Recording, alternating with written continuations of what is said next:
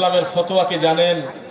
আপনি যখন কবরবাসীকে কবর দিবেন, কবর দেওয়ার পরে যখন চলে আসবেন, আল্লাহর কসম আপনার পায়ের জুতার শব্দ পর্যন্ত কবরবাসী শুনতে পায়। সুবহানাল্লাহ।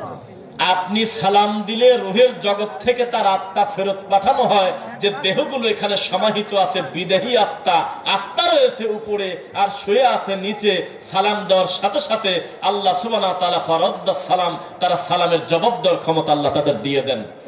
তবে আমরা দেখতে পাই না, শুনতে পাই না, এটা আমাদের কাছে গায়েব। গায়েব কিনা?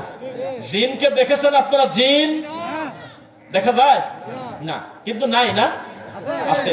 কিছু নাস্তিক মার্কা কিছু লোক বলে যেটা দেখা যায় না সেটা বিশ্বাস করি না, নাউযুবিল্লাহ। জিনকে দুই চোখ দিয়ে দেখার ক্ষমতা আল্লাহ দেয় নাই। আমরা তাদের সামনে হাজির, কিন্তু তারা আমাদের সামনে গায়েব। আর জিনদের সবচেয়ে বড় সচিবালয় হলো আপনার বাড়ির পায়খানা। কোথায়? টয়লেট। এই জিন যে আল্লাহর সৃষ্টি মাখলুক, এটা আপনারা মানুন তো?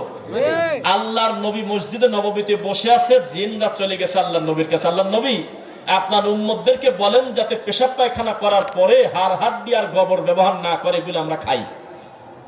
তো নবী একটু আগ বাড়িয়ে দোয়া করলেন, হে রব, যেই যেই হাড় হাড্ডি বিসমিল্লাহ বলে আমার উম্মতরা খায়, সেই হাড় হাড্ডির পাশ দিয়ে জিনরা গেলে তুমি গোস্তে ভরে দিও। এগুলো তারা খায়। তা আমার উদ্দেশ্য একটা কথা কি জানেন? অনেক কিছুই তো আমরা দুই চোখ দিয়ে দেখি না, তবুও কি আমরা মানবো না? আল্লাহকে দেখবো আমরা, দেখবেন না আপনারা জান্নাত ইনশাআল্লাহ? কিন্তু আমার প্রশ্ন হলো, আমার আত্মীয় স্বজন কবরবাসী যারা মারা গেল, তাদের কাছে কোন পদ্ধতিতে নেকি পৌঁছানো যায়, এটা সবচেয়ে ভালো জানতেন মুহাম্মদ সাল্লাল্লাহু আলাইহি ওয়াসাল্লাম, ঠিক কিনা? তো সালাম কি দেন কবরে গিয়ে ঠিক মতো? কবরটা একটা শহর। আসসালামু আলাইকুম ইয়া আহলাদ দিয়ার মিনাল মুমিনিন ওয়াল মুসলিমিন। শহর। এই শহরে পরিস্থিতি কেমন এটা বলে শেষ করি।